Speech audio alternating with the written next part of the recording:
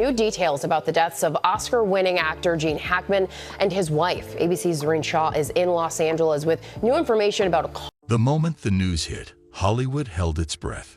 Gene Hackman, an icon of the silver screen, a man whose very presence could command any scene, was gone. He had lived a long life, long enough that his passing wasn't entirely unexpected. But the circumstances surrounding his death, those were anything but ordinary.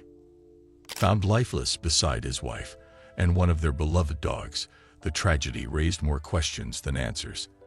And then there was Robert Duvall, Hackman's closest friend for decades, who uttered a chilling phrase when reporters pressed him for a statement. "I tried to warn everyone." What was he warning about? What dark truth lurked beneath the surface of Hackman's life? Was there something only Duvall knew, a secret buried beneath decades of friendship and struggle?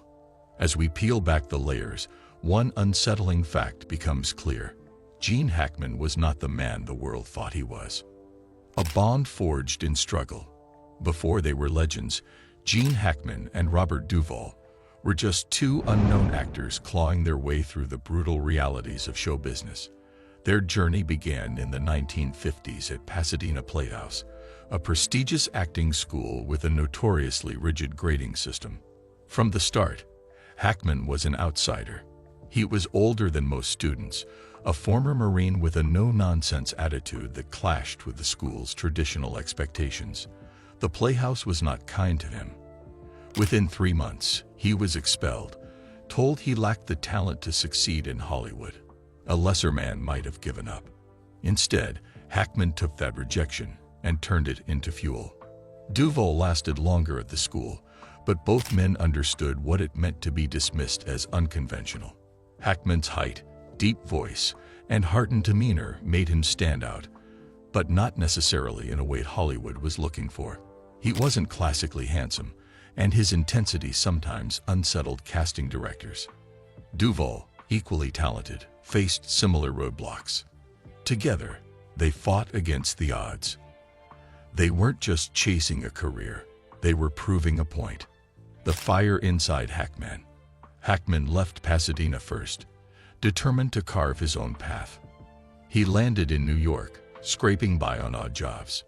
Money was always tight, work even scarcer. When Robert Duvall arrived in the city later, Hackman had already built a scrappy existence. The struggle was relentless. They took any job they could find, typing, moving furniture, working as doorman, just to keep the lights on.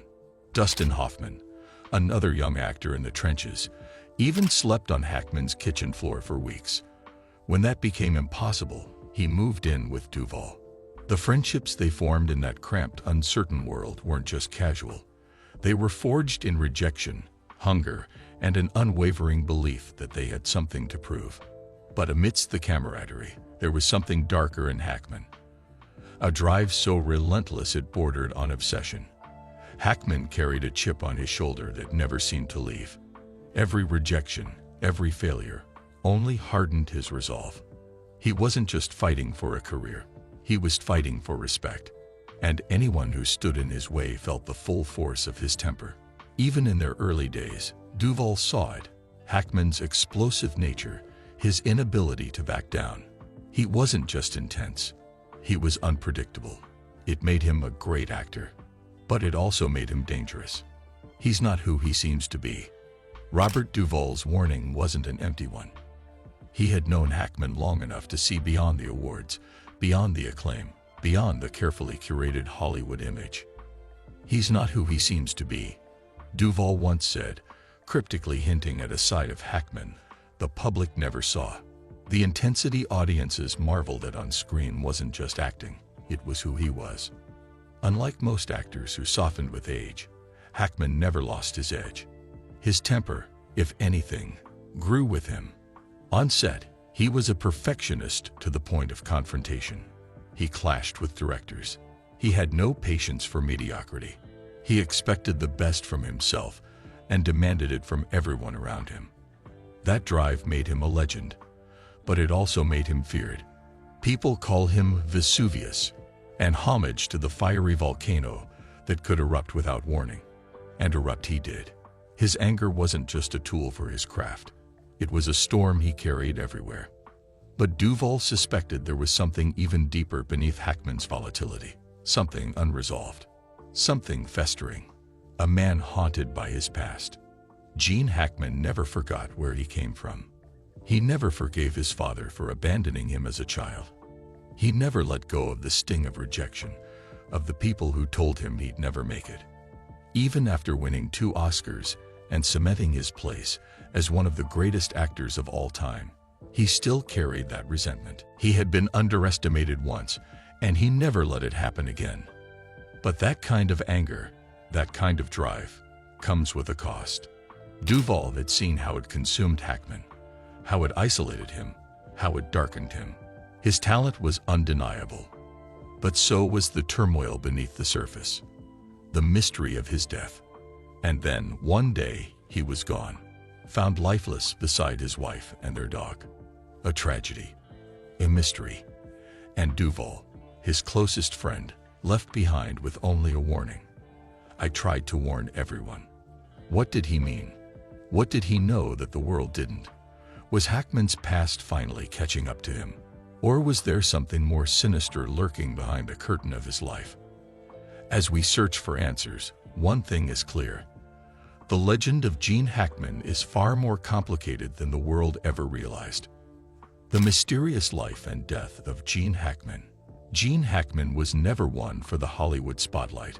Even at the height of his career, he avoided red carpets, declined interviews, and resisted the industry's demand for constant public appearances. But when he retired in 2004, his disappearance wasn't just about stepping away from acting. It was something far more deliberate. He vanished from public life almost entirely, retreating to Santa Fe, New Mexico, and cutting ties with nearly everyone, including his closest friends.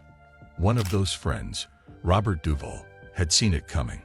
Hackman had always been a man who needed control, and in his final years, he controlled one thing completely: his isolation. But was it merely a choice, or was there something darker lurking beneath the surface? A man who turned his back on the world. Unlike many retired actors who bask in nostalgia and make public appearances, Hackman did the opposite. He severed ties with Hollywood, refused interviews, and disappeared into the quiet life he seemed to crave. Some believed he had grown disillusioned with the industry he never fully embraced, while others suspected health concerns played a role. In his last public statements, Hackman admitted that a heart condition had influenced his decision to retire. But those closest to him, including Duvall, suspected there was more to the story, something Hackman never spoke about. Then, in an eerie silence, he was gone. A death that left more questions than answers.